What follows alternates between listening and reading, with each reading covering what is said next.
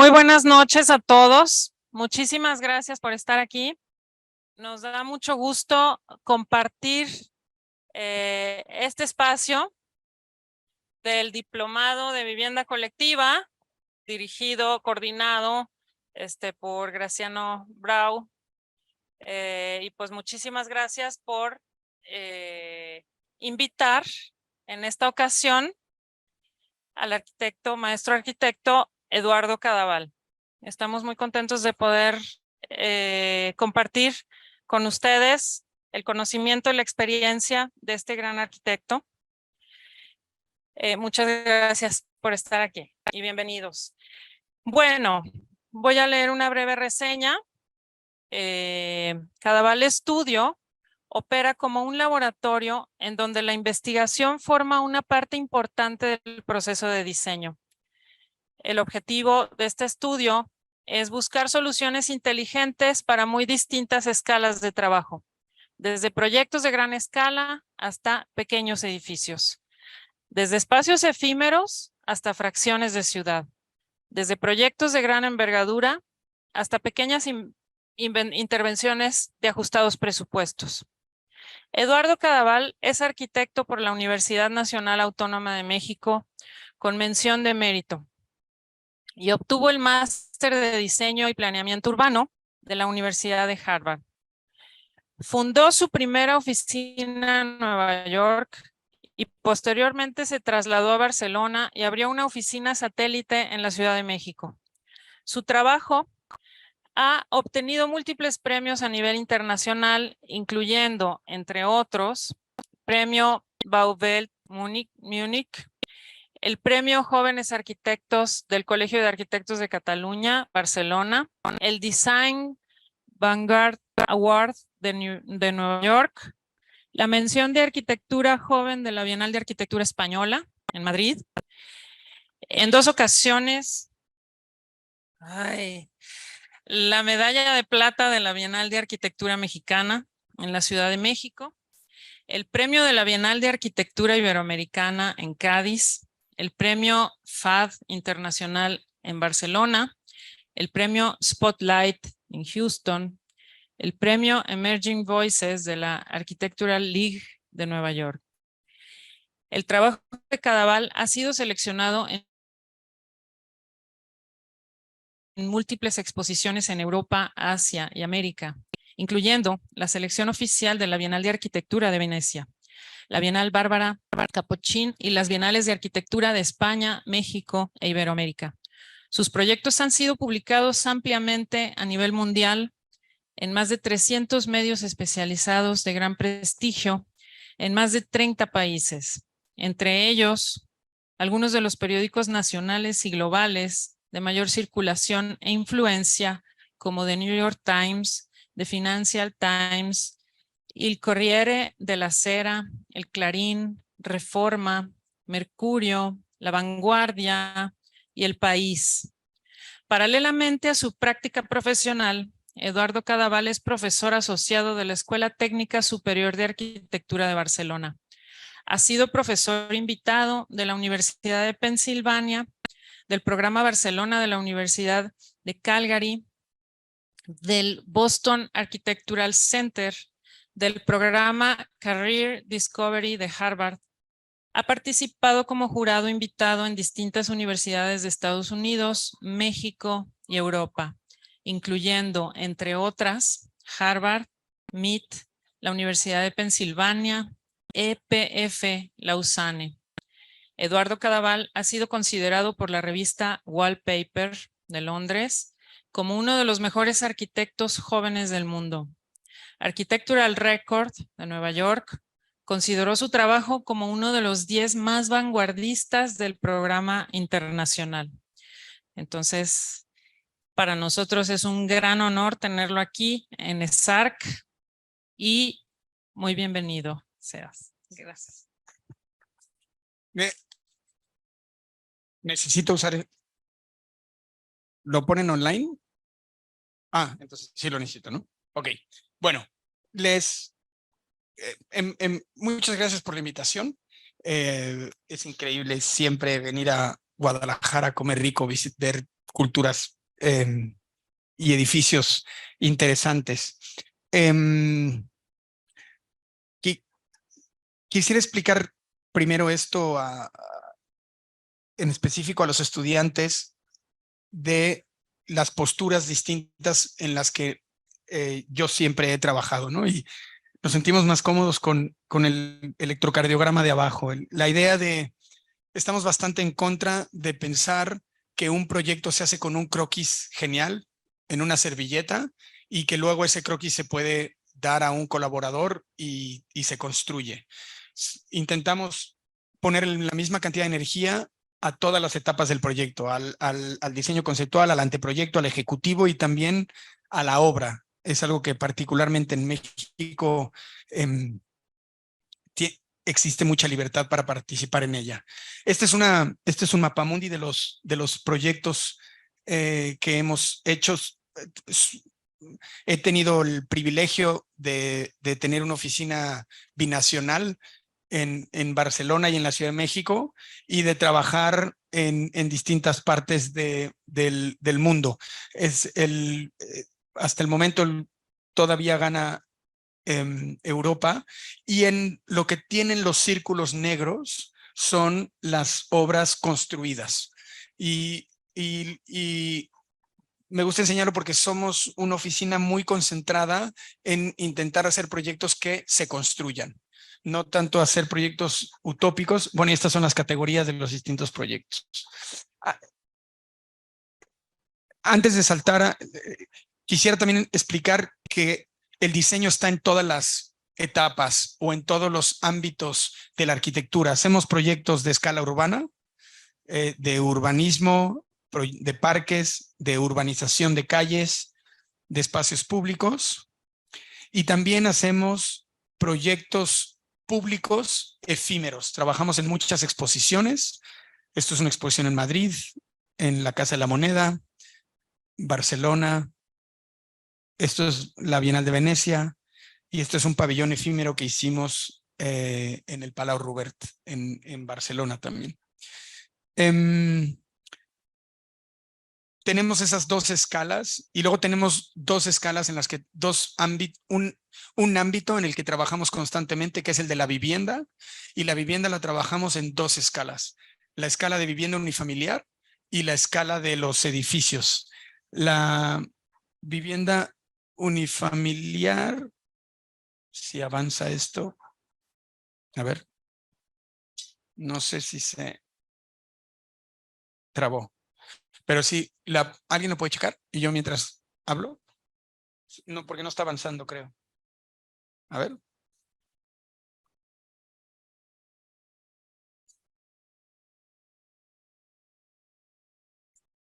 Ajá. Sí, ciérralo. Y luego.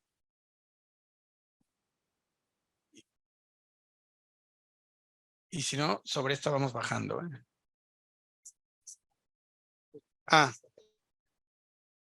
Arriba, view, full screen, ¿no? A ver. Pantalla completa.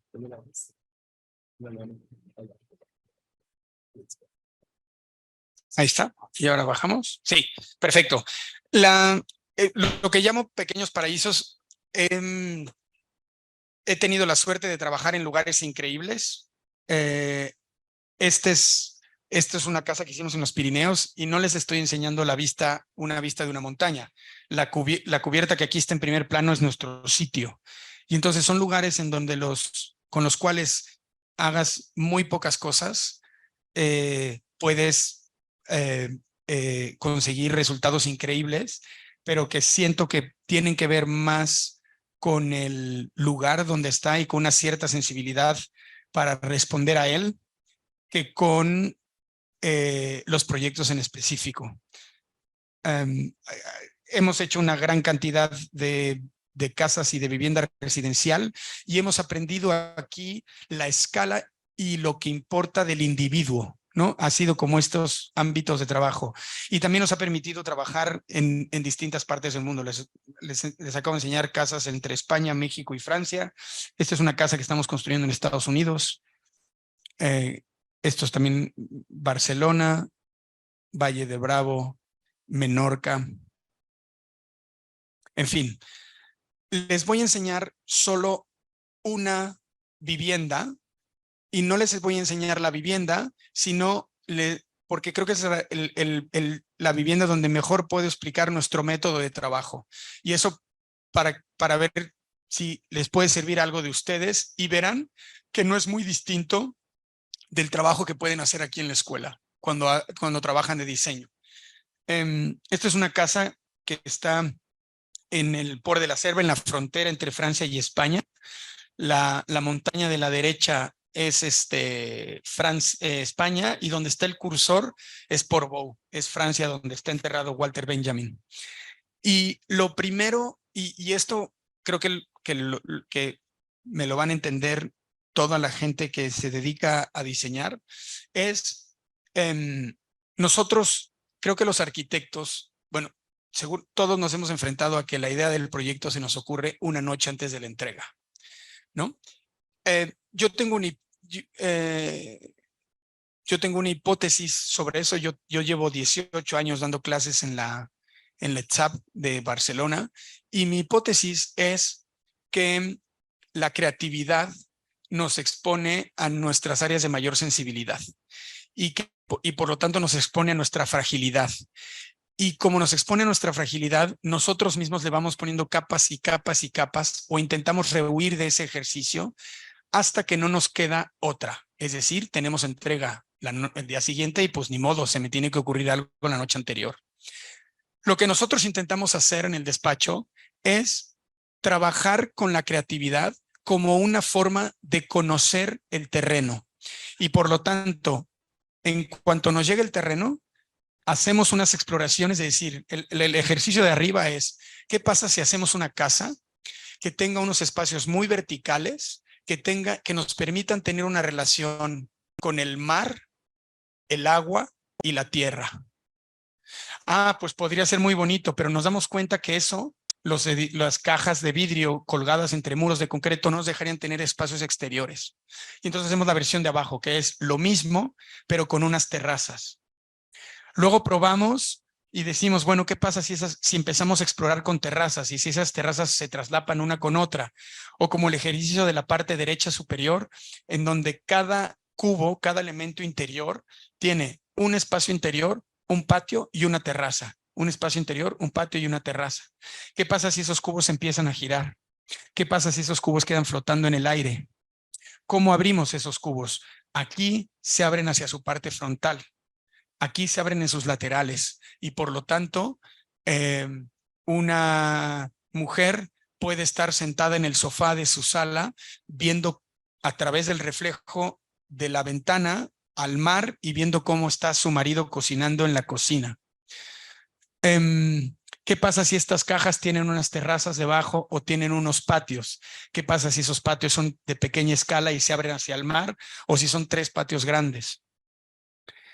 Hasta que llegamos a la versión que ven arriba, que es un proyecto que nos gusta mucho, y es la idea de un cubo flotando sobre una plataforma. En esa plataforma estaría la alberca, luego estaría el cubo y el cubo tendría una terraza. Y las dos versiones que ven abajo son esa idea pasada por los reglamentos de la zona. Y entonces nos damos cuenta que es horrible y que nuestra idea de un cubo y un prisma puro se destruiría. Y entonces es hasta este momento que nos ponemos a estudiar el reglamento de la zona. No lo estudiamos antes, porque es una manera de conocer el terreno, es una manera de entenderlo y de empezar a explorar cosas, porque si no nos empezamos a atar las manos. Y ya empezamos a ver el reglamento del COS y el CUS, de las limitantes laterales. En España hay unas reglas muy claras que no puedes modificar el terreno más de 1 metro ni para arriba ni para abajo. Y luego nos damos cuenta que hay cosas absurdas, como por ejemplo no nos dejan hacer una casa escalonada, porque en España funciona mucho lo que ven aquí a la parte inferior de la derecha, que es, tú tienes que hacer una plataforma de cimentación y a partir de ahí tienes 6,5 metros. Entonces nos damos cuenta que esas son nuestras reglas. Y volvemos a comenzar. Entonces ahora estudiamos el terreno desde sus puntos de vista geográficos. En la parte superior izquierda es un lugar que tiene vientos fuertísimos de 180 kilómetros por hora. En la parte superior de la derecha nos damos cuenta que el sol está del otro lado de las vistas, es decir, a donde se quiere abrir las vistas es el lado opuesto. Esta es una casa para 2 abogados de la Corte Penal Internacional que viven en La Haya, y en La Haya nunca hay sol y nunca ven el mar. Entonces no puedes decirles que no van a ver el mar porque el sol está detrás. Y aquí llegamos al concepto, y lo que decimos es que no queremos hacer solo una ventanal, un gran mirador al mar, sino que queremos hacer muchas ventanas, que cada una de estas ventanas vea a distintos puntos. Y luego el concepto de girasol, de cómo podemos hacer para buscar el sol. Y por lo tanto, enfrente sería la parte superior, es un prisma perfecto, y la parte de abajo el concepto de la casa, de cómo puede irse abriendo y buscando distintos lugares. Y esta es una lámina que le presentamos a los clientes, con lo cual quedaron muy convencidos. Les explicamos que si hacíamos un prisma puro, frontal, tendríamos 10 metros de frente de mar. Pero que si nosotros hacemos ese zigzag, en realidad cuando estiráramos ese zigzag, tendríamos 15 metros, es decir, 50% más de vistas del mar. Y entonces ahí llegamos al concepto de esta idea de un cubo o de unos cubos muy puros enfrentados con el paisaje. Y me gustaría enseñarles esto para que vean que una vez que llegas a la idea, después hay que desarrollarla y hay que ir probando cosas. ¿Qué pasa si un volumen sale más, si un volumen sale menos? Eso se prueba en el modelo de la computadora, pero también se prueba en muchas maquetas. Abajo, las maquetas de una escala, en la escala en la parte intermedia de otra, donde probábamos las aperturas. Si esas eran unas aperturas limpias o, como está en la parte superior de la izquierda, unas ventanas cerradas. A la vez lo probamos con 3Ds y con computadoras. Como hay vientos tan fuertes, es muy importante que estas casas tengan un patio trasero. Estas casas de la Costa Brava, cuando tienen el patio trasero, dejan de ver el mar. Y nosotros, a través de este espacio de doble altura, dijimos, oye, si vamos a tener que estar en el patio trasero, que pueda seguir viendo el mar a través de estos ventanales.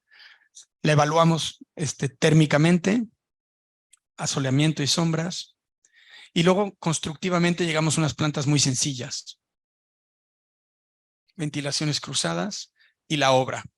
Somos también unos arquitectos muy apegados a la obra y a entender el valor de la obra y los cambios que se pueden ejecutar en ella. Este es un día con justo unos vientos muy fuertes enfrentándose a la casa en obra.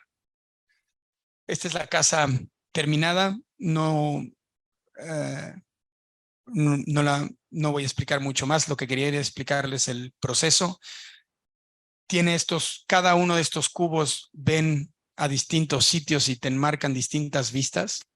Y quizá lo que más me gustó fue que un amigo mío vio la casa publicada y me felicitó por la casa que acababa de acabar en Portugal.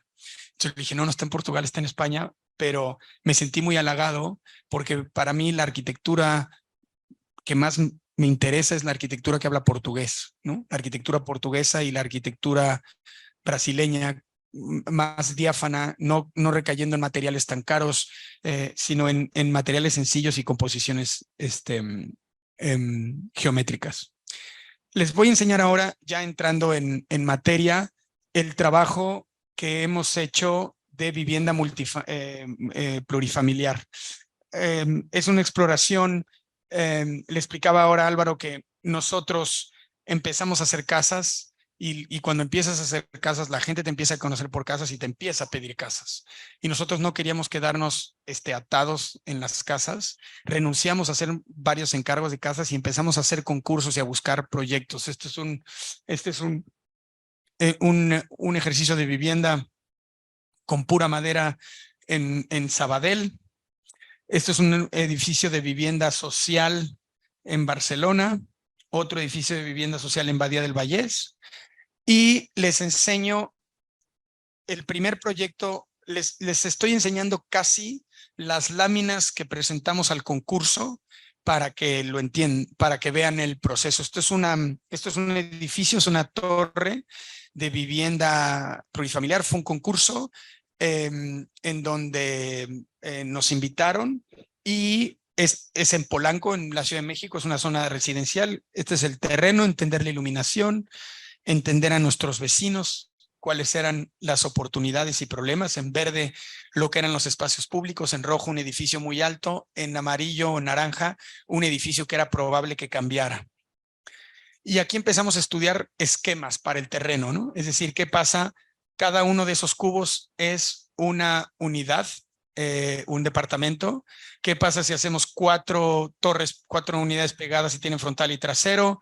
¿Qué pasa si hacemos un patio intermedio y un patio trasero? Como cada una de las ventajas del desglose de las opciones para volverlos viables, ¿no? Es decir, el ejercicio de arriba de los 4 departamentos pegados es inviable. Por lo tanto, para volverlo viable, tendríamos que llegar a estas soluciones, a las de la última barra.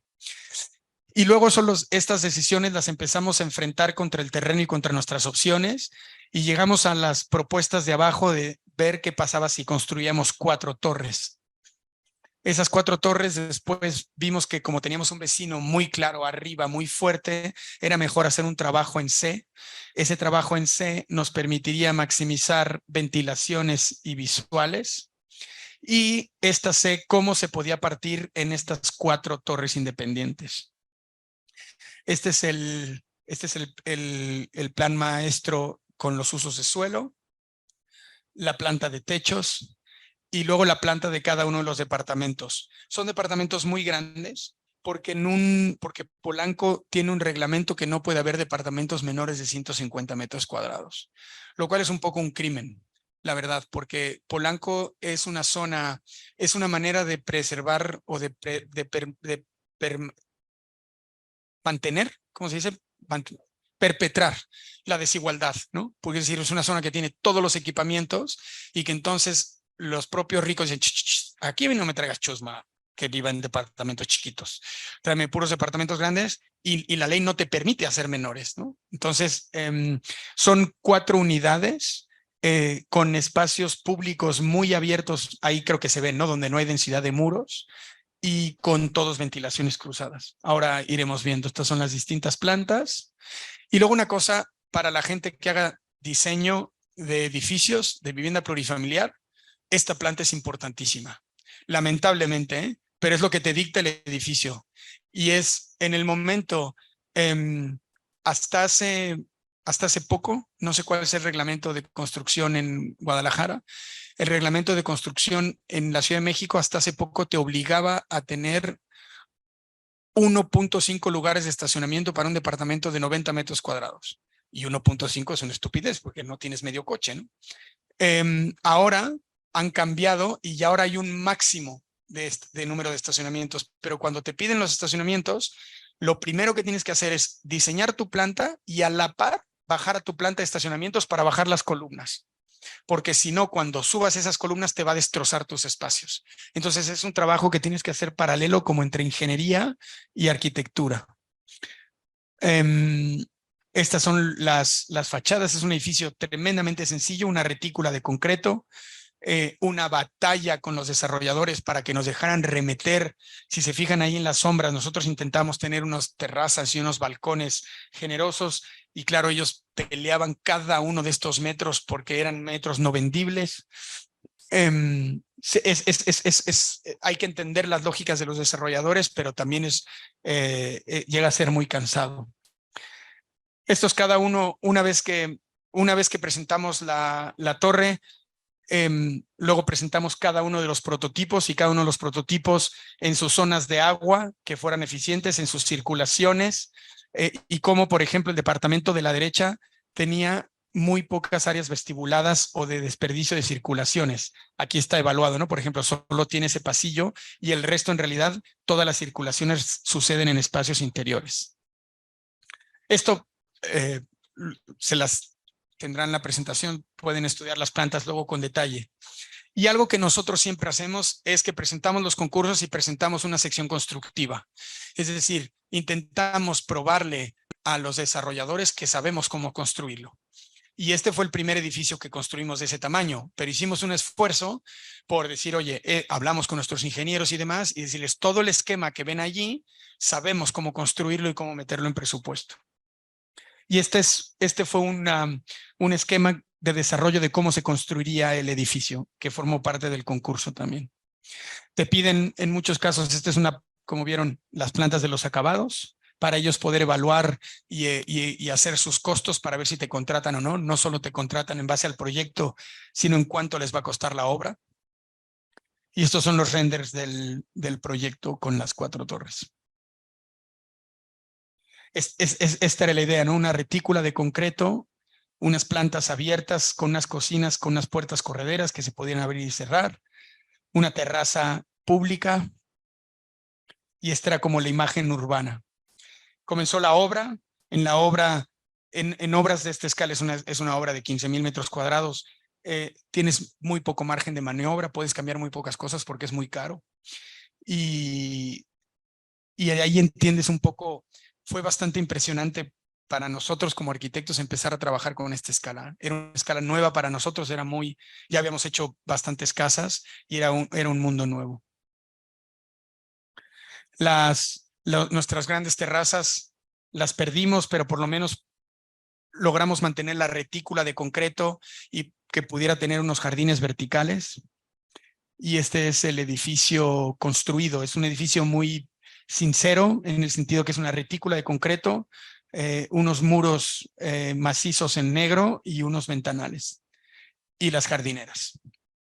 Y quizá el tema era cómo llegaba este edificio al suelo, cómo esta retícula se encuentra con la planta baja y otra vez en una cosa horrible de usos de suelo, no puede haber usos mixtos. Polanco no permite áreas comerciales en las plantas bajas, entonces por más que tú quieras hacer algo, no lo puedes hacer. A mí me hubiera encantado poner un café aquí, y activar la ciudad y la banqueta, pero el reglamento no te lo permite.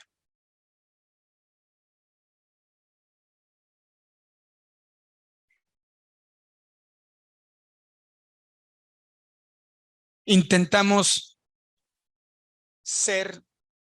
creo que nuestras casas en medio de la naturaleza tienen unas geometrías mucho más exuberantes, porque siempre he dicho que si haces ecológicamente bien las casas no molestas a nadie, pero en la ciudad creo que es importante ser discreto.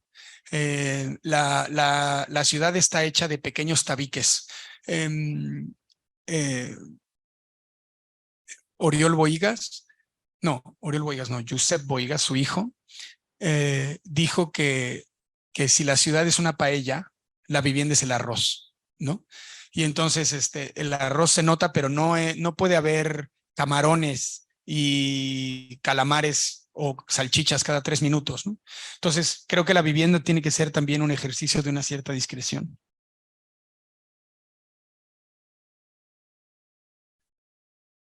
Ganamos este concurso y yo un día vengo bajando, tuvimos una discusión muy grande con ese concurso que también se los transmito y les explico la preocupación.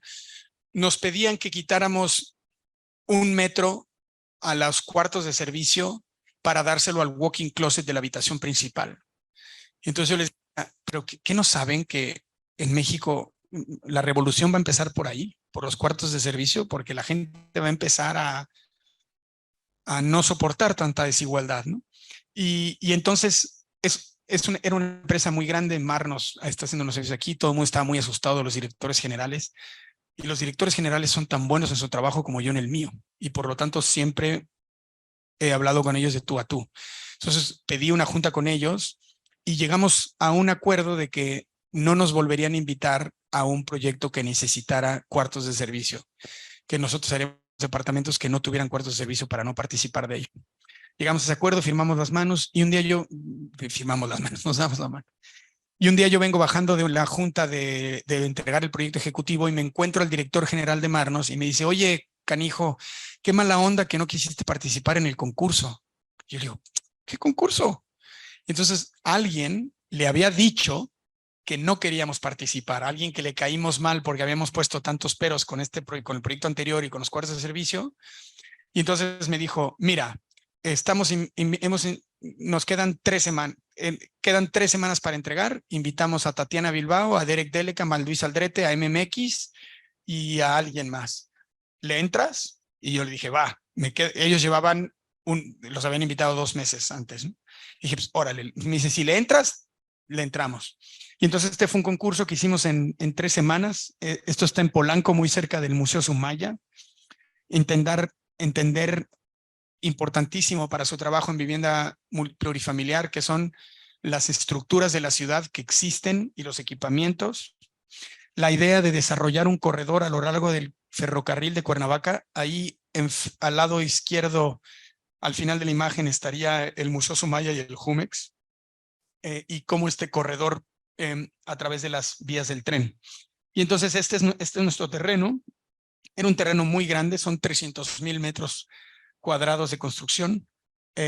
Una vez más el asolamiento, la idea de una planta baja comercial, y luego lo que mismo que les enseñé con la casa, también se hace con un edificio. Empezamos a estudiar, que también lo vieron en el otro proyecto, tipologías. ¿Qué pasa si, como está en la parte de arriba, son unas grecas? ¿Qué pasa si esas grecas son un esquema de peine que van saliendo cosas? ¿Qué pasa si son 4 torres? ¿Qué pasa si es una torre grande? ¿Qué pasa si es un damero, como en la parte inferior de la izquierda? Es decir, todas estas figuras en blanco y negro eran distintos tipos de acomodos para la vivienda plurifamiliar. Y eso lo probamos también en planta y en 3D. ¿Qué pasa si es una gran barra? ¿Qué pasa si son 3 torres? ¿Qué pasa si es una torre que hace zigzag? ¿Qué pasa si son elementos cambiantes? No, ¿qué pasa si agarramos un Mario Pani de Acapulco y utilizamos estas figuras? O un Coderc de Barcelona y le ponemos un basamento. 3Ds, maquetas. Y llegamos finalmente a un esquema que se empieza a parecer a esto, que era intentar construir un volumen roto, que tuviera un gran basamento, que tuviera una planta comercial accesible con un basamento, y que luego se desprendieran unas torres que permitieran la vista y la iluminación de todos los departamentos, cubiertas verdes, relaciones comerciales, o sea, de actividades con el parque lineal. Los comercios en planta baja, yo siempre les pido que hagan un ejercicio, y los edificios comerciales son mucho más accesibles para el público que los edificios públicos. Y si no me lo creen, intenten entrar a Palacio Nacional, intenten entrar al Ayuntamiento de Guadalajara o intenten entrar al Ayuntamiento de Barcelona, ¿eh? Que son edificios cerrados con seguridad, pese a que son edificios públicos. Y por lo tanto, si tú dotas de una cierta actividad de restaurantes, galerías, áreas de juego de niños, la planta baja de un edificio, estarás haciendo un gran favor a la ciudad. Y luego le llamamos esto, les estoy enseñando justo las presentaciones del concurso, porque me pareció que era lo más útil para ustedes. Y le llamamos Downtown, porque también hay que ponerles nombres de marketing, ¿no? Y entonces esta idea de cómo pudiera ser un edificio que tuviera estas características de distintas volumetrías. Ganamos el concurso, empezamos a desarrollar el proyecto, y aquí vuelvo a lo mismo. Vean las plantas de estacionamiento, ¿no? Es decir, a la par que íbamos haciendo todas las distintas, son dibujos pesados. Esta es la planta baja. Miren la planta baja, arriba está el parque de ferrocarril de Cuernavaca. Triplicábamos el área del parque en nuestro edificio como áreas completamente públicas y de accesibilidad. Esto es la primera, estos son ya las primeras plantas de departamentos, unidades muy eficaces, muy eficientes, porque si no, si tú empiezas a desperdiciar esas áreas, nunca vas a ganar un concurso. Ya habíamos aprendido de nuestra batalla con las terrazas del edificio de Polanco, y por lo tanto ya no le pusimos ninguna, porque ¿para qué?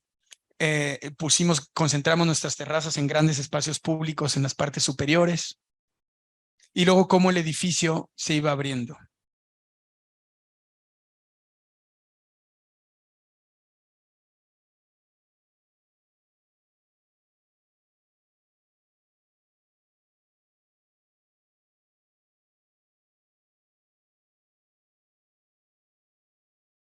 todas, si se fijan, todas las plantas se van deconstruyendo, van cambiando hasta llegar a la planta de conjunto, y luego estas son las secciones que quizá habla de la envergadura del proyecto, ¿no?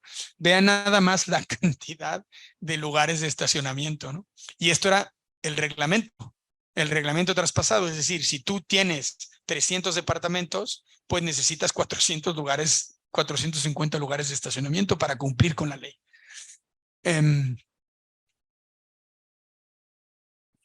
Bueno, y los alzados intentaban enseñar esto, ¿no? Intentar romper un edificio tan masivo para volverlo un edificio más fragmentado y más armónico y generoso con la ciudad. Otra vez lo mismo, enseñarles que sabíamos construirlo, y estos eran otra vez departamentos más modernos, departamentos con cocinas abiertas, no tenían cuartos de servicio, cocinas que podían tener unas puertas correderas y se podían abrir y cerrar, gimnasios y áreas públicas en las cubiertas, y luego como cada uno de estos patios siempre tenía una apertura para que los departamentos pudieran ver hacia el horizonte.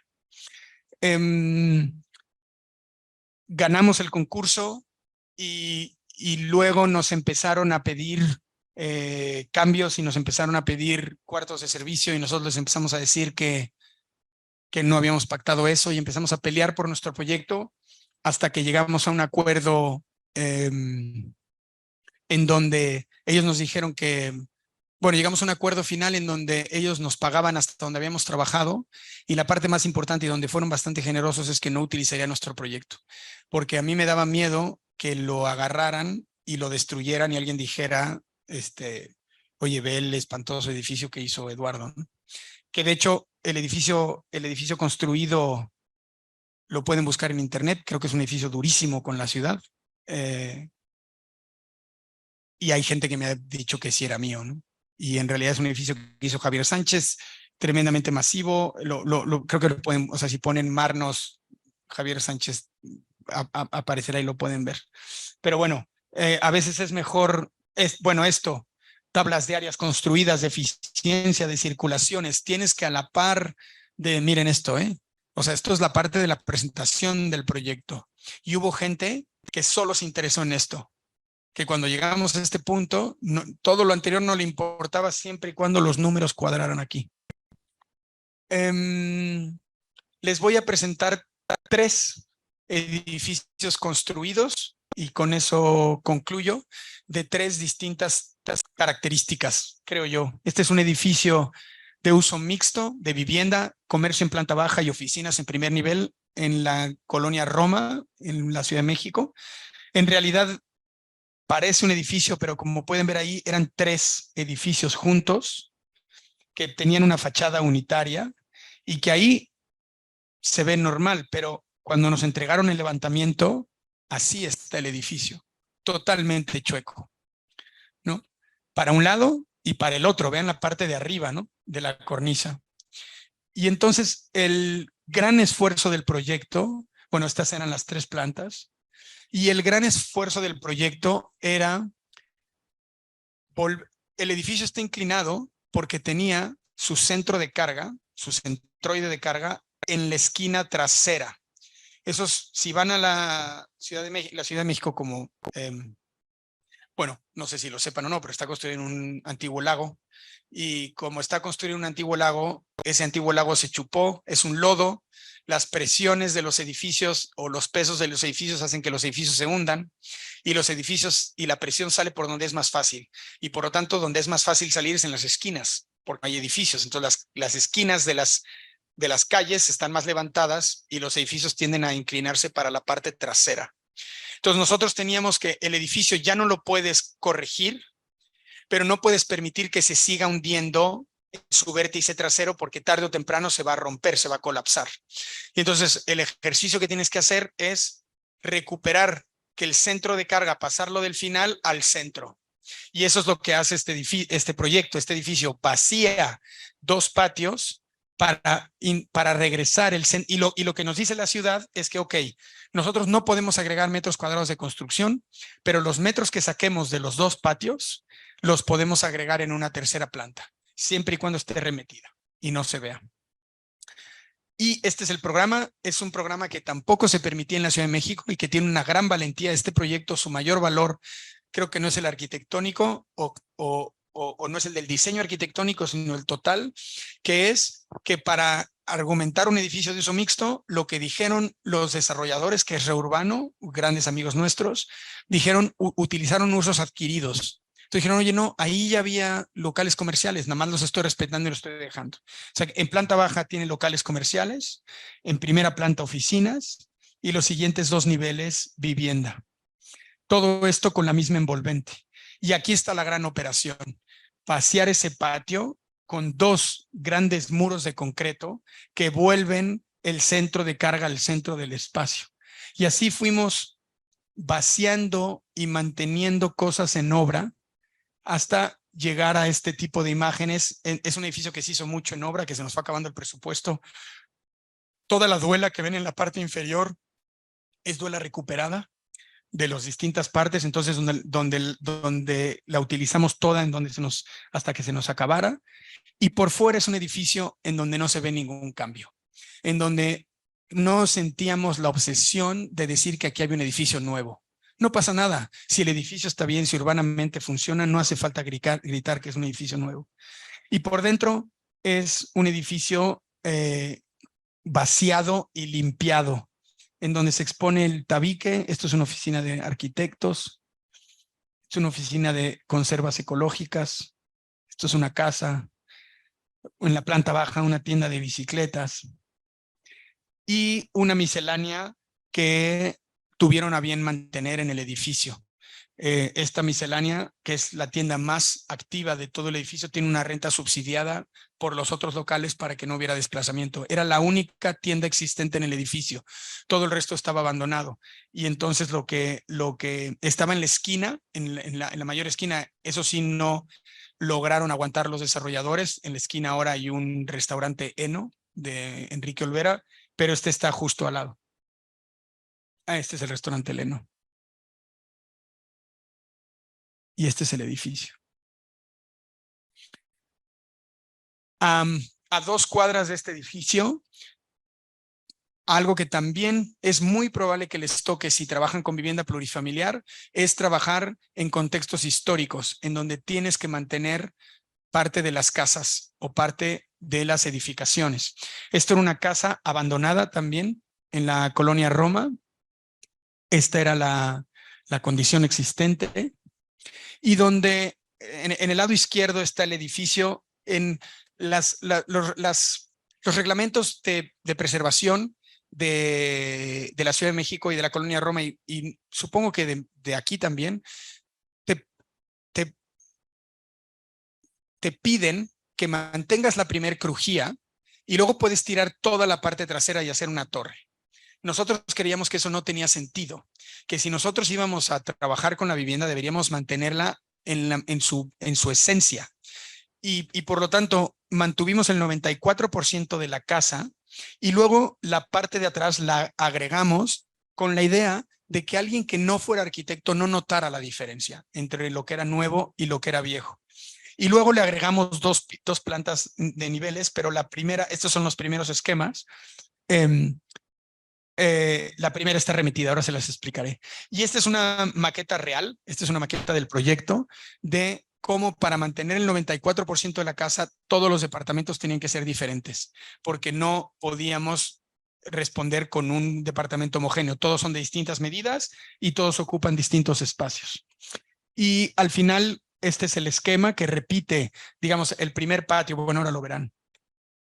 Y un poco en la misma disciplina o con la misma técnica que ya les enseñé para proyectos anteriores, empezamos a probar distintos acabados, distintas cubiertas, hasta que llegamos a esta idea, que era dejar la casa en tabique blanco y luego hacer una franja de vidrio muy transparente que separara al final de los copetes superiores y las terrazas.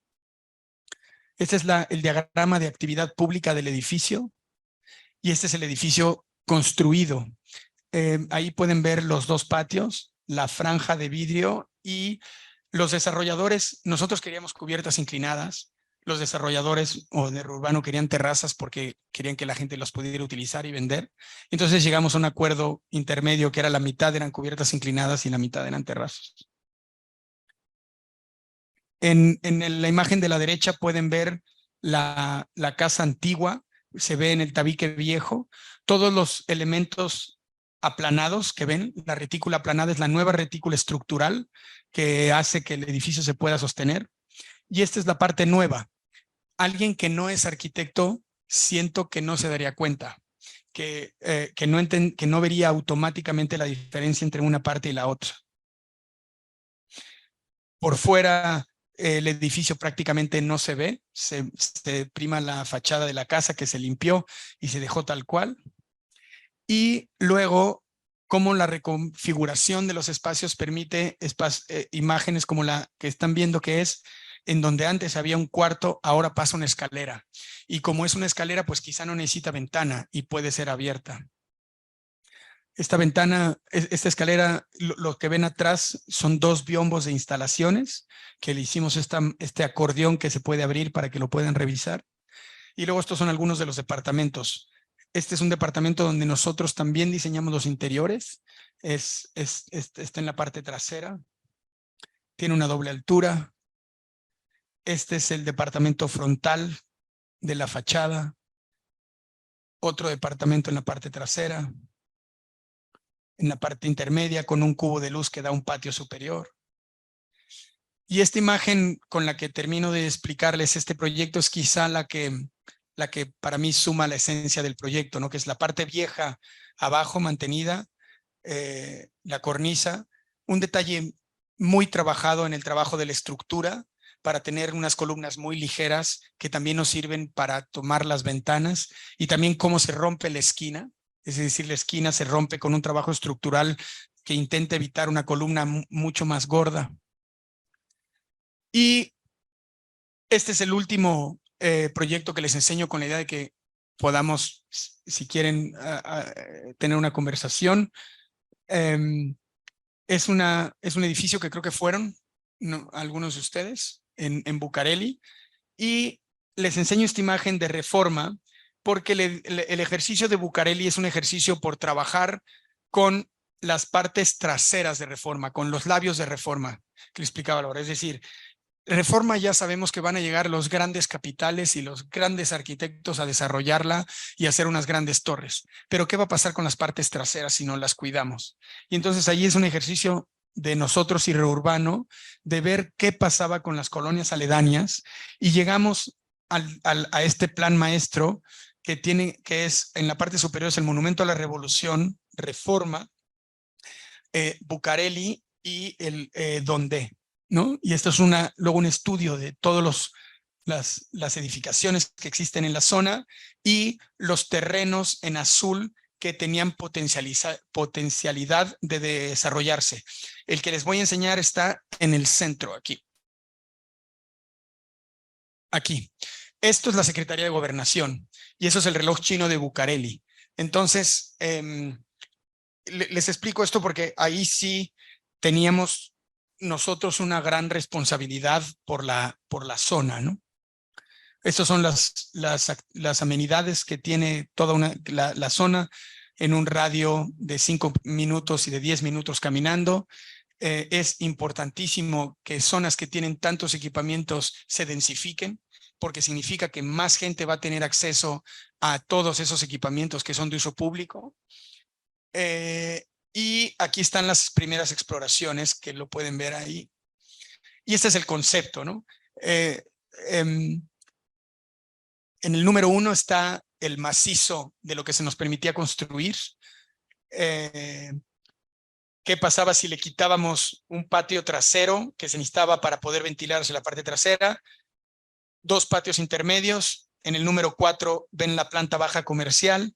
Y en el número 5, la idea de cómo este edificio se puede escalonar para entender la importancia histórica de la Plaza del Reloj Chino, el edificio Gaona y la Secretaría de Gobernación, la Casa Vázquez Mercado. Y entonces es un edificio que se escalona, que agarra, que tiene la parte alta de Reforma en torre, pero que luego se va escalonando. Esto cambió, estos son los primeros esquemas. También Bucareli es una avenida muy ruidosa y por lo tanto tenemos que tener cuidado con eso. Y los trailers son porque es el acceso a la central de abastos de México. Y significa por lo tanto que hay trailers que entran de 2 de la mañana a 5 de la mañana constantemente. Tuvimos que trabajar con un tema para que el edificio no vibrara. Y es un edificio tan pesado que no vibra, pero los edificios más chiquitos de al lado vibran cada vez que pasa un tráiler. Esta es la maqueta final del edificio construido. Un edificio que a priori parece sencillo y sencillo también desde mi inocencia arquitectónica, pero que es complejísimo, que fue complejo de construir porque es un edificio que tiene distintos pesos. En el momento que se empieza a escalonar tiene menos peso que la torre trasera y estás hablando de que estás en un lago. Entonces hubo un trabajo estructural, partimos el edificio en 4 torres, 1, 2, 3 y esta escalonada tercera, y cada una funcionaba con su elemento de cimentación independiente. Estas son las plantas, son 90 departamentos, bueno, 87 más locales comerciales. Casi todos son distintos, una labor titánica en ese sentido, tienen el mismo concepto, tienen las mismas distribuciones, pero cada una se tuvo que ajustar a la curva. Estos son los alzados de los cuales me siento bastante orgulloso en su respeto con las colindancias, ¿no? Cómo agarra la altura lateral, luego se levanta pero ya remetido, y luego cómo se va escalonando y va bajando hasta agarrar la casa que remodeló nuestro amigo Juan Carral. Los estacionamientos, las imágenes de venta, el edificio iba a ser todo en concreto,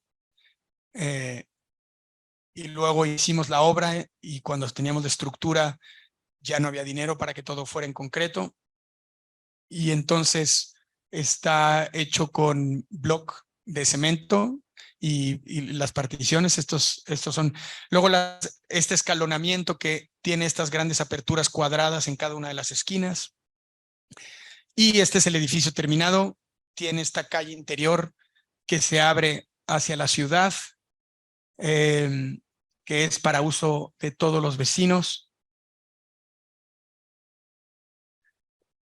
Otra vez los elementos de jardines verticales, cómo pueden ir inundando todas las partes del edificio, y el escalonamiento de este hacia el resto de la ciudad.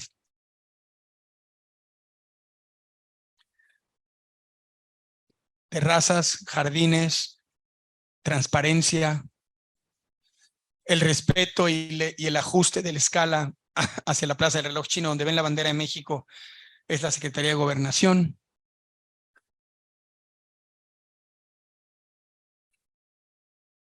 El edificio de noche, ahora hablaba con Graciano y Álvaro que nosotros hasta que no se empezó a construir este edificio no sabíamos que iban a ser de los mismos desarrolladores, si no seguramente hubiéramos podido abrir algunas de estas ventanas y hacer más permeables un edificio contra el otro. Siempre todos los proyectos, y les va a pasar, son perfectibles. Los proyectos se frenan cuando se tienen que frenar porque se tienen que empezar a construir, pero siempre podrías mejorarlos.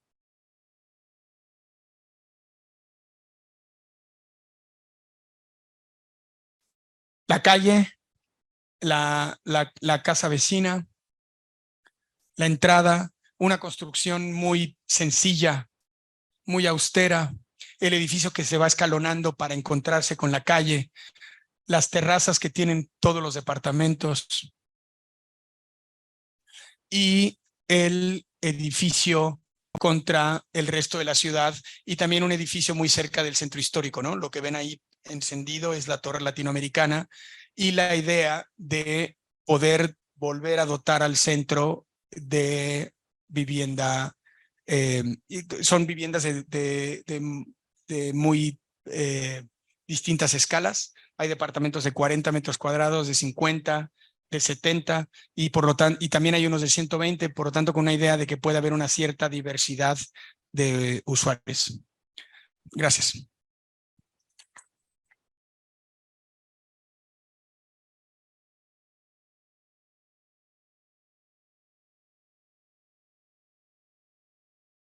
Si alguien quiere preguntar, comentar. Si tienen dudas, no sean charros, ¿eh? O sea, yo soy maestro, o sea, no se asusten. ¿Qué tal? Buenas tardes.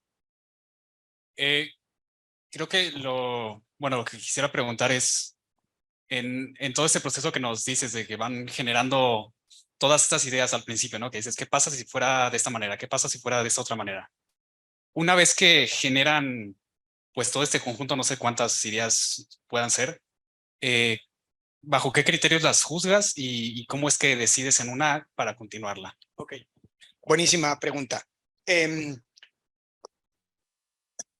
la escuela de arquitectura, creo que nos entrenan para, de una manera dura, y ustedes lo están viviendo ahorita, para ver las debilidades de nuestras ideas.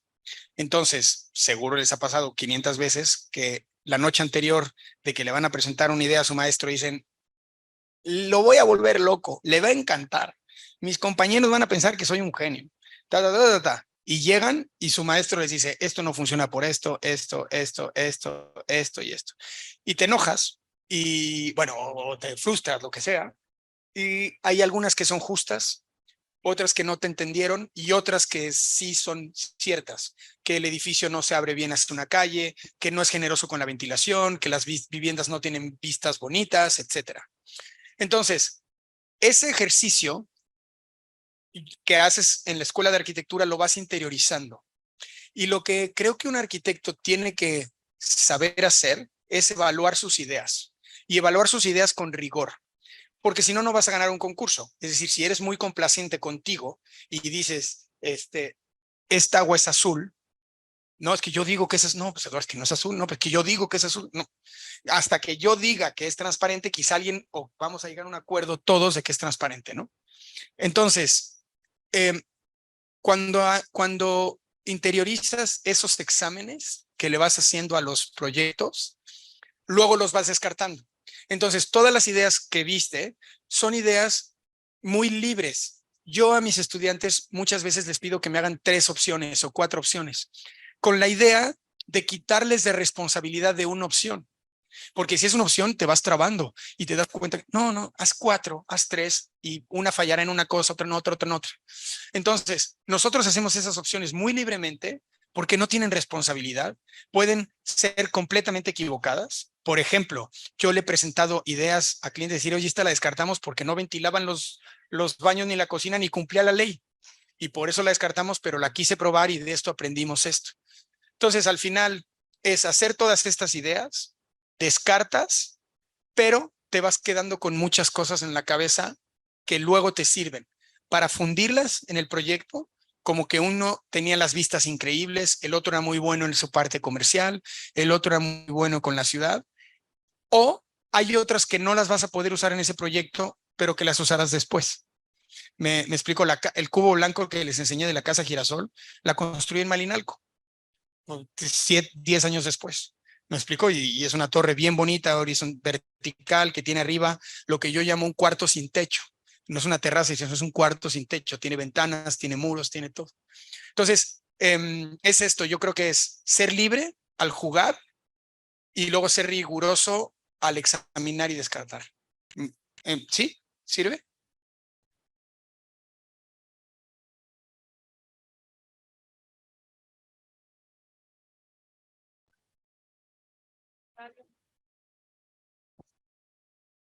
Hola, ¿qué tal?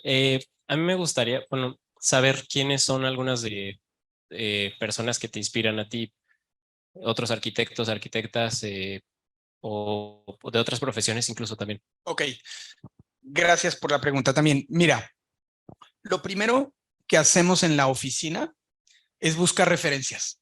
Cuando llega un proyecto, lo primero que hacemos es ver qué hizo la otra gente. De hecho, cuando llega alguien nuevo al despacho, se asustan de ese proceso. O sea, yo he agarrado y de repente como que yo veo a arquitectos como diciendo, no manches que este cuate se va a copiar la casa o el proyecto de tal.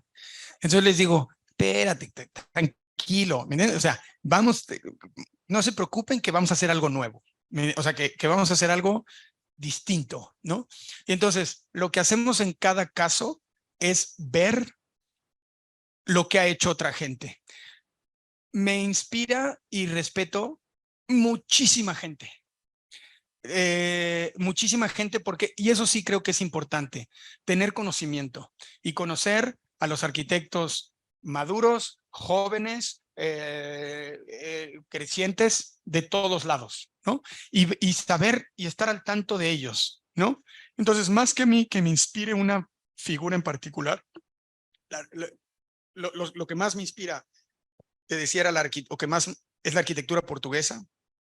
Álvaro Siza, Soto de Moura, Méndez da Rocha, en Brasil, o sea, porque creo que trabajan con lugares más cercanos a nosotros que si nos vamos a inspirar con arquitectos de Copenhague.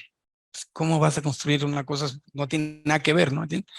Pero busco más un conocimiento general de todo para que cuando llegue ese proyecto pueda buscar referencias. Y luego esa búsqueda de referencias, y es ahí donde se ponían los estudiantes, bueno, no los estudiantes, los arquitectos jóvenes nerviosos, era como, traigan ideas, vean qué busquen en los libros y vean qué les interesa. Y entonces como que esa búsqueda no está solo en mí, porque sería muy reducida, sería solo en mi conocimiento. En cambio, si lo abres a todo el despacho, que es algo que siempre hacemos, siempre que llega a un proyecto, es todo el mundo puede opinar, todo el mundo puede traer ideas, todo el mundo puede no sé qué, y con eso construimos como esta base de conocimiento y ahí después de ahí lo pulimos y sacamos cosas, y siento que al final a todo le damos un twist o algo para crear algo nuevo. No hay, partiendo del dato de no hay nada nuevo bajo el sol. Me explico, todos son irradiaciones de creatividades anteriores y que tú tienes que tomarlas, ser responsable con ellas y aportar algo nuevo. Un ejemplo muy sencillo. El edificio que les acabo de enseñar, para mí, es el Rockefeller Center con curvas. ¿Me explico? Y es muy distinto a Rockefeller Center, es una proporción distinta, pero lo que me interesó del Rockefeller Center es el escalonamiento con la ciudad. Y ese escalonamiento con la ciudad, bueno, ahora cómo lo adapto al reloj chino, a la necesidad, al no sé qué, de ahí viene mi inspiración. Y luego busco las plantas bajas comerciales en tal lado y así le vas sumando. ¿Sí?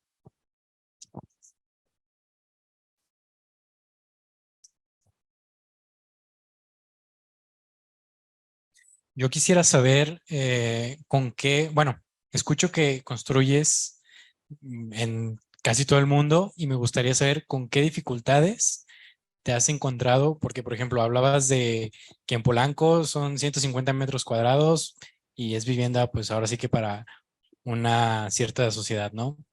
Pero por ejemplo en otras partes del mundo, ¿qué te ha desconcertado o qué te ha cambiado como la visión que apliques a tu arquitectura aquí en México? Ok, buenísimo. Mira, yo creo que los arquitectos estamos entrenados como guerrilleros o como guerrilla, y que como guerrilla te pueden soltar en la selva, en la ciudad, en la arena, en el desierto, en donde sea, y con estas herramientas puedes saber reaccionar. Les pongo un ejemplo. Aquí hay Metrobús, carriles confinados, ¿sí? ¿Saben quién inventó eso? Un arquitecto, Lerner. Lerner fue arquitecto y se volvió alcalde de Curitiba. Y dijo, quiero hacer un metro, pero no tengo lana para excavar. Pues, ¿cuáles son las características? Yo creo que completamente entrenado como arquitecto. Oye, ¿cuáles son las características del metro? Ah, pues es que es un canal confinado con muy pocas paradas y donde tú ya pagaste antes. O sea, no le pagas al chofer que te hace quedar tiempo. Oye, ¿eso no lo puedo hacer en la ciudad? Sí, y se llama Metrobús. ¿Me explico? Entonces, ese es un arquitecto pensando con estructuras de arquitecto en distintas condiciones. Entonces, yo siento que si te formas, Yo soy un arquitecto formado en México y formado en una universidad pública. Yo siento que si te formas bien formado en México, sales al nivel de cualquiera. Y vean muchos de los arquitectos tapatíos y arquitectos jóvenes tapatíos que se están dando el tú por tú con las mejores oficinas del mundo en calidad de proyectos. Entonces, si tú te formas con estos conocimientos, es como un guerrillero, como un boxeador, que lo suelten o no lo suelten, pues ya sabe hacer un gancho y escaparse y un drift ¿me explico? Y intentas utilizar esas técnicas después nada más a las técnicas constructivas locales, que eso es lo difícil. La casa que estoy haciendo en Estados Unidos, pues es una casa constructivamente totalmente distinta a México, porque son muros de madera. Las casas de España, todas, y las de Europa, estoy haciendo una casa también en París, una casa en Italia, tienen que tener doble muro, porque por condiciones térmicas tienes que tener un muro, tienes que tener una cámara de aire y tienes que volver a tener otro muro. Entonces, pues no hay cuento, mano. Hay otras, estoy haciendo un penthouse en Nueva York y ahí estoy en espera de que los abogados me digan qué puedo hacer. O sea, el proyecto no ha comenzado porque estamos esperando a que nos digan, esto sí se puede hacer, y me den el envolvente que tiene que ver con los derechos de aire que pueden rascar de todo el edificio. O sea, están viendo si a los ductos los pueden quitar como que no cuentan en el CUS y entonces podemos tener más metros. Una cosa horrible. Pero hasta que yo no tenga eso, no se va a poder construir. Y ya una vez que llega a eso, tú tienes tu expertise. ¿Me explico? En ese sentido, hay como este discurso, había un discurso de multidisciplinas. Y yo creo que las multidisciplinas están muy bien, pero cuando cada quien es un experto en lo que hace. Porque si yo no voy a hablar de cocina, no sé de sazón, no sé de por lo tanto, que hable un experto de eso y que ese experto me informe y me condicione a mí. Entonces yo creo que es esto, formarte bien, entender tu área de expertise técnico y en base a eso responder, y creo que es más o menos el mismo en cualquier lado.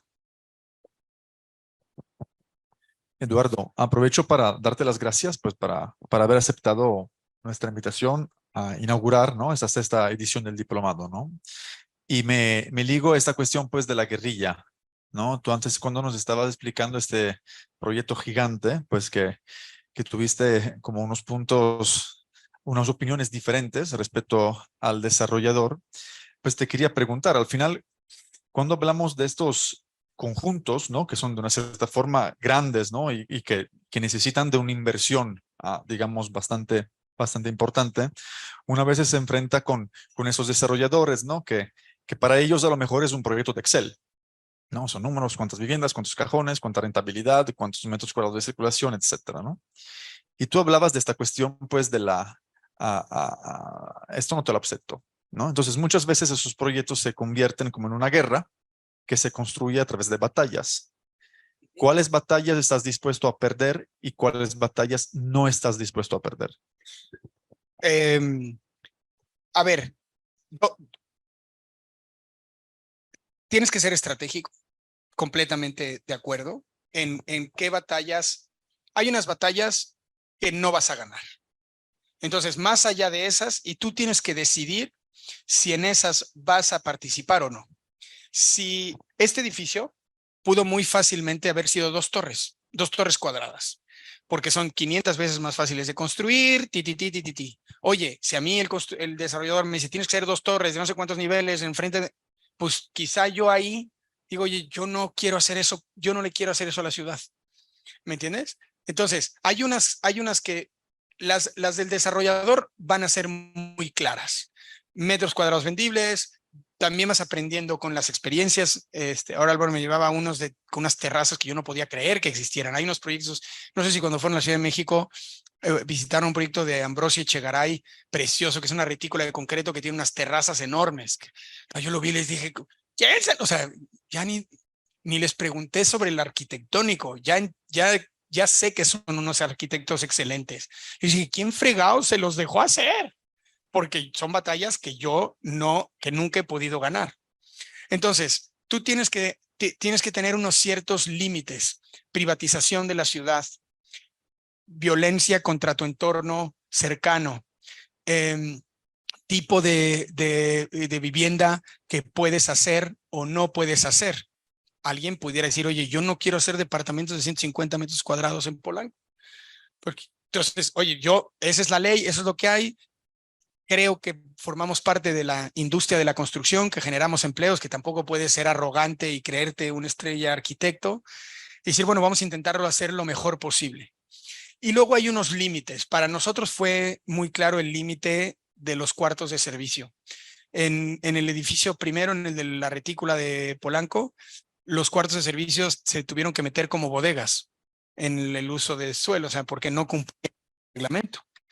Entonces les dijimos, oye, nosotros no volvemos a hacer un cuarto que no cumpla con el reglamento. No me vuelvas a pedir que yo ponga bodega a algo que es.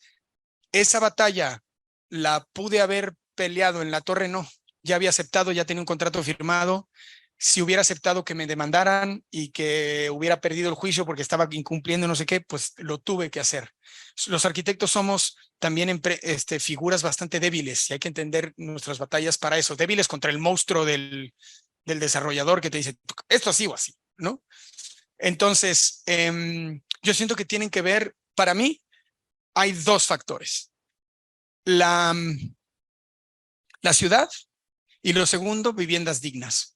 Este edificio tuvo 500 versiones de departamentos distintos y yo dormí tranquilo el día que entré al peor departamento de todo el edificio, es decir, el de la parte de atrás, el patio de atrás abajo, y vi que yo viviría ahí. Y ahí dije, ya está. Ya me quedé tranquilo. Yo estoy muy orgulloso de cómo funciona el edificio urbanamente con respecto a la Plaza de la Revolución, pero la parte difícil era que todos los departamentos estuvieran bien, porque era una... Y ahí yo me quedé tranquilo. Entonces, para mí yo creo que son esas dos, la generosidad con la ciudad y luego la dignidad de la vivienda. ¿Y qué me ha hecho hacer? Me ha hecho ya no participar con desarrolladores que no están alineados a lo que yo busco. Y no es prepotencia, es evitarnos problemas. Yo y ellos. ¿Para qué? ¿Me entiendes? ¿Para qué lo hacemos si nos vamos a pelear en 3 meses? Pues ya no somos afines, no lo hagamos y ya no intentemos buscar ese camino. Le decía Álvaro hace rato que si pensamos si ven los edificios de Nueva York, de todos los arquitectos estrella, verán que ninguno da 1 metro cuadrado de regalo. Hacen las fachadas y las hacen bonitas y hacen volumetrías, pero todo es vean los renders y vean, son el uso de suelo a todo lo que da, porque ningún desarrollador le va a permitir hacer un escalonamiento para hacer unas terrazas y no se venden. Entonces, justo ahí hay como las reglas de cada lado y tú tienes que decidir en cuáles entras y en cuáles no. Y dicho esto, y se los digo con todo mi cariño, es cansado. Es cansado. Requiere mucha energía, requiere estar, es cansado para todos, también para los desarrolladores, la verdad, porque son batallas con la ciudad. Los proyectos grandes tienen esto. Los proyectos chicos son más fáciles, son juguetes, son muy divertidos, pero los proyectos grandes son un reto y dependen de muchos factores, porque también los desarrolladores los exprimen y les piden contribuciones para campañas políticas y los extorsionan. Yo creo que no es corrupción, que es extorsión. Es decir, Marnos tiene una política de 0 corrupción, pero es un gigante. He trabajado con otros desarrolladores que tienen política de 0 corrupción y les frenan las obras 2 años. Y entonces significa que tienen que subir el precio porque si no ya no lo pueden vender, etcétera, etcétera, etcétera. Es una batalla, padre, como todo, es increíble. Yo amo mi profesión. Yo no van a escuchar de mí, no, es increíble, es un sueño. Lo digo por ustedes, no estoy presumiendo yo, lo digo que el trabajo que pueden hacer en los distintos rangos, siempre he dicho, ese edificio y todo los hicimos entre muchas personas. Yo lo diseñé, yo no lo construí, yo no gestioné la obra, yo no conseguí el terreno. Hubo muchísima gente, nosotros hicimos una partecita así. Hay mucha gente que aporta para que se lleve a la realidad.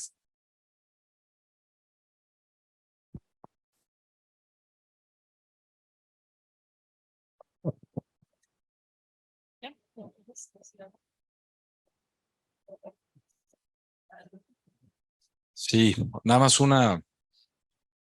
Tú y yo ya hablamos toda la tarde. Ya hablamos toda la tarde. Pero yo tengo una duda, digo, porque a veces en la oficina pues vivimos como muy acelerados, ¿no? Y todo urge, ¿no? Y entonces te va consumiendo, entras a la oficina y te comen todas las cosas, ¿no? Todos los pendientes y son infinitos. Tratas de avanzar en unos, pero es como escarbar y sigue saliendo más y nunca se van a acabar. Entonces, yo me imagino, digo, con obras en todos lados, ¿no? Que si una casa en París y que una casa en Estados Unidos, o sea, ¿cómo gestionas eso en el día a día, ¿no? O sea, ¿qué es lo que urge? ¿Cómo vas y controlas que la calidad de la obra está bien? O, por ejemplo, ahorita pensaba en las estructuras, ¿no? En estos edificios que se intervinieron, digo, ¿cómo le meten 2 pisos encima? Y que si las columnas, o sea, todo eso debe estar ¿cómo digo? Plagado de situaciones que hay que decidir en este momento qué hacemos, ¿no? Porque es una sorpresa y ya quitamos las columnas y no sé qué, y luego que es eficiente y que esté en costo, o sea, ¿cómo se gestiona Muy eso? fácil, con muchas horas de trabajo. Con muchas horas de trabajo y todos los arquitectos que les gustan y no les gustan, que ven todos comparten eso, que le ponen muchas horas de trabajo. Entonces, hay una cosa que también estoy viejo, digamos. O sea, entonces ya llevo mucho tiempo trabajando y por lo tanto llevo muchos proyectos acumulados. Me explico, lo que ven es el resultado de exactamente 18 años de trabajo. Entonces, claro, en 18 años pues, vas acumulando cosas, ¿no? Entonces, nunca tenemos muchas batallas concentradas. Siempre estamos haciendo 2 edificios, 3 casas, una exposición y una remodelación.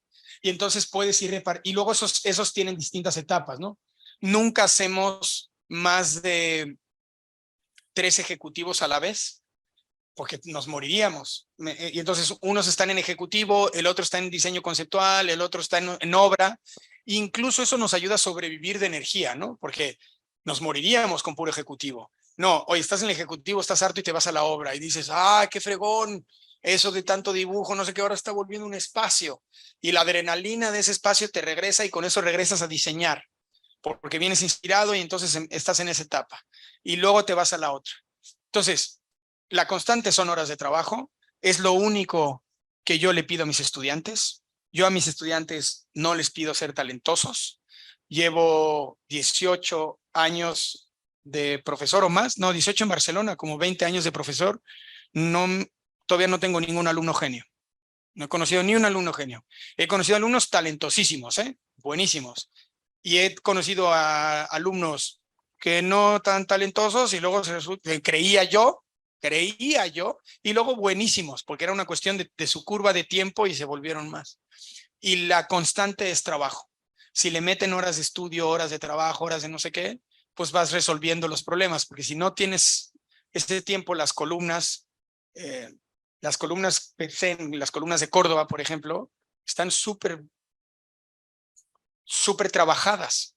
Probamos muchas opciones y descartamos una, entonces hay que moverle porque ahí no podía haber una. Pues eso, si no le metes horas de trabajo, te tienes que quedar con la primera, porque ya está. Pero un trabajo padre, la verdad, es un trabajo interesante, un trabajo productivo, un trabajo donde sientes que construyes sin ser pretencioso, un granito de arena a tu ciudad o a donde sea, ¿no? Y también recibes la adrenalina, me vino a la cabeza lo que dijiste de Estados Unidos. Para mí está siendo increíble aprender cómo se construye allá, con la adrenalina aquí, porque además los gringos te demandan. Entonces es como, al principio puedes hacerlo, yo, sí, y luego pues, como horas, no les cuento hacer un proyecto en pies y pulgadas. Porque si te equivocas en pies y pulgadas, chato, te lo cobran a ti. Entonces, pues aprende y convierte y que no la mueles. Entonces, es horas de trabajo, pero también estimulante. Muchísimas gracias, Eduardo, por venir a compartirnos tu conocimiento y tu experiencia. Estamos muy agradecidos de tenerte aquí, muy honrados. También a ustedes muchas gracias por venir. Nos gustan mucho estos espacios porque aquí juntos construimos el conocimiento. Y bueno, pues aquí está un pequeño reconocimiento a ti, a tu trabajo. Gracias.